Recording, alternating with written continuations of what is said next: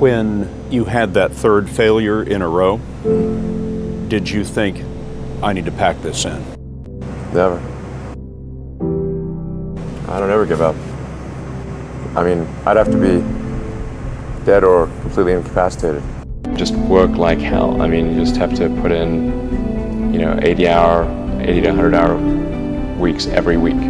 If other people are putting in 40-hour work weeks and you're putting in 100-hour work weeks, then even if you're doing the same thing, you know that you will achieve in 4 months what it takes them a year to achieve. Critics say you can't do this. Your answer to them is? We've done it.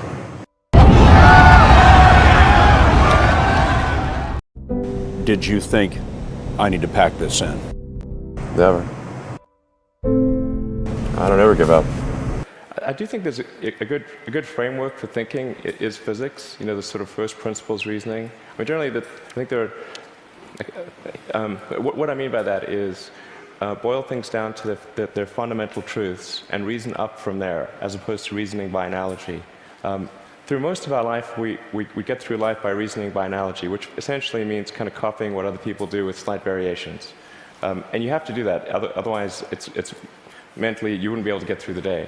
But when you want to do something new, you have to apply the physics approach. Physics is really sort of figured out how to discover new things that are counterintuitive, like quantum mechanics. It's really counterintuitive. So I think that's an important thing to do. And then also to really pay attention to negative feedback and solicit it, particularly from friends. This may sound like sort of simple advice, but hardly anyone does that, and it's incredibly helpful. I read a quote from Arthur C. Clarke, which said that a sufficiently advanced technology is indistinguishable from magic, and that's really true. If you go back, say 300 years, the things that we take for granted today would be you'd be burned at the stake for. Being able to fly, that's crazy.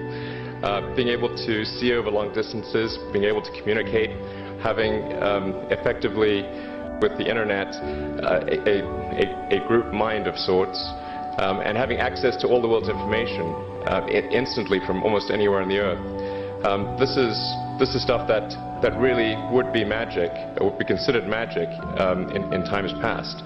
In fact, I think it actually goes beyond that, because there are many things that we take for granted today that weren't even imagined in times past. They weren't even in the realm of magic. So it actually goes beyond that. So I thought, well, if I can do some of those things, basically if I can advance technology, then that's like magic, and that would be really cool. And I always had sort of a slight existential crisis, because I was trying to figure out what does it all mean? Like, what's the purpose of things? And I came to the conclusion that if we can advance the knowledge of the world, if we can do things that expand the scope and scale of consciousness, then we're better able to ask the right questions and become more enlightened, and that's really the only way forward. Being focused on something that you're confident will have high value to someone else, and just being really rigorous in making that assessment, because people tend to, a natural human tendency is wishful thinking. So a challenge for entrepreneurs is to say, well, what's the difference between really believing in your ideals and sticking to them versus pursuing some unrealistic dream that doesn't actually have merit? And that is a really difficult thing to tell. Can you tell the difference between those two things? Right. So you need to be sort of very rigorous in your self-analysis. I think certainly extremely tenacious.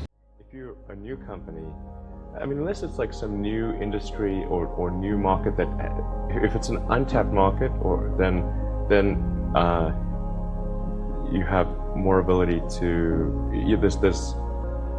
the standard is lower for your product or service. But if you're entering anything where there's an existing marketplace against large entrenched competitors, then your product or service needs to be much better than theirs. It can't be a little bit better, because then you put yourself in the shoes of the consumer, and they say, why would you buy it as a consumer? You're always going to buy the trusted brand unless there's a big difference. So a lot of times entrepreneur will come up with something which is only slightly better, and it can't just be slightly better. It's got to be a lot better. I actually think I feel fear quite strongly. So it's not as though I just have the absence of fear. I feel it quite strongly. But there are just times when something is important enough, you believe in it enough, that you do it in spite of the fear. When starting SpaceX, I thought the odds of success were less than 10%. And I just accepted that actually probably I would just lose everything. But that maybe would make some progress. If we could just move the ball forward, even if we died, maybe some other company could pick up the baton and keep moving it forward, so that would still do some good. Yeah, same with Tesla. I thought the odds of a car company succeeding were extremely low. Then it's just you have to apply a lot of hours to actually working. So the way I generally do it is I'll be working at SpaceX on Monday, and then Monday night fly to the Bay Area, spend Tuesday and Wednesday in the Bay Area, then at Tesla, and then fly back on Wednesday night, spend Thursday and Friday at SpaceX.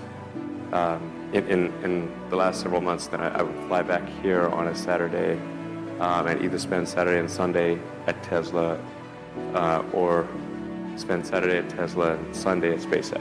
Just showing up is half the battle. Just, you got to try hard to do it, and don't be afraid of failure. You also need to be rooted in reality. So you shouldn't, it's easy to get high in your own supply. You've got to not be afraid to innovate, but also don't delude yourself into thinking something's working when it's not. Or you're going to get fixated on a bad solution. Yeah, don't be afraid of new arenas. You can get a book, you can learn something, and experiment with your hands, and just make it happen. Find a way or make a way to get something done. There are American heroes who don't like this idea. Neil Armstrong, Gene Cernan have both testified against commercial spaceflight in the way that you're developing it, and I wonder what you think of that. I was very sad to see that because those guys are, those guys are heroes of mine, so it's really tough. I wish they would come and visit and see the hardware that we're doing here. And I think that would change their mind. They inspired you to do this, didn't they? Yes. And to see them casting stones in your direction. It's difficult. Did you expect them to cheer you on? Certainly hoping they would. What are you trying to prove to them? What I'm trying to do is to make a significant difference in spaceflight and help make spaceflight accessible to almost anyone. And I would hope for as much support in that direction as we can receive. Yeah, 2008, we had the third consecutive failure of the Falcon 1 rocket for SpaceX. Tesla almost went bankrupt. We closed our financing round 6 p.m. Christmas Eve, 2008. It was the last hour of the last day that it was possible. We would have gone bankrupt 2 days after Christmas otherwise. And I got divorced. That was like rough, man. Feminine scar tissue there. I gave basically both SpaceX and Tesla from the beginning a probability of less than 10% of likely to succeed. In the beginning, I wouldn't even let my friends invest because I didn't want to lose their money. I thought it was like, I'd rather lose my own money. We almost did die at SpaceX actually. So I budgeted for 3 flights. Technically, I did have a plan where I had the money from PayPal. I had like about 180 million from PayPal. And I thought, I'll allocate half of that to SpaceX and Tesla and Silver City, and that should be fine. I'll have 90 million, like just lots, But then what happened is things cost more and took longer than I thought. So I had a choice of either put the rest of the money in or the companies are going to die. And it's like, so I ended up putting all the money in and borrowing money for rent from friends.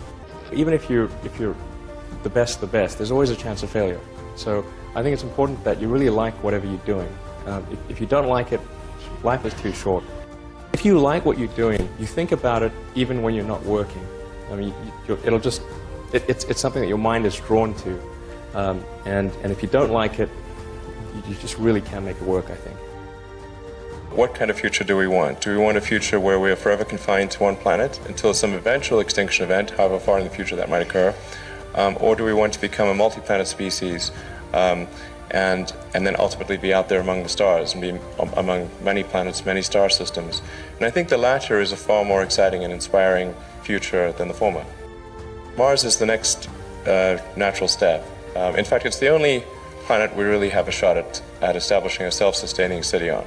Once we do establish such a city, there will be a strong forcing function for the improvement of spaceflight technology that will then enable us to establish colonies elsewhere in the solar system and ultimately extend beyond our solar system. What gets me more excited is the fact that this would be an incredible adventure. I mean, it would be like the greatest adventure ever. And it would be exciting and inspiring. And there need to be things that excite and inspire people. Yeah. You have to be, reasons why you get up in the morning. It can't just be solving problems. It's got to be, something great's going to happen in the future. It's really a mindset. You have to decide, we're going to try to do things differently, well, provided that they're better. You shouldn't do things differently just because they're different. They need to be different and better. But I think you just have to sort of decide, let's think beyond the normal stuff and have an environment where that sort of thinking is encouraged and rewarded, and where it's okay to fail as well. Because when you try new things, you try this idea, that idea, well, a large number of them are not going to work. And that has to be okay. If every time somebody comes up with an idea that has to be successful, you're not going to get people coming up with ideas. The odds of me coming into the rocket business, not knowing anything about rockets, not having ever built anything, I mean, I would have to be insane if I thought the odds were in my favor. Why even begin? When something is important enough, you do it even though the odds are not in your favor. How much of your personal fortune have you poured into this? $100 million. $100 million into something that you did not believe would work at the beginning. Yes. I'm probably not the guy that most people would bet on. Who wins? It's like a little kid fighting a bunch of sumo wrestlers. Usually the sumo wrestlers win. We're a little scrappy company. Every now and again, a little scrappy company wins. And I think this will be one of those times.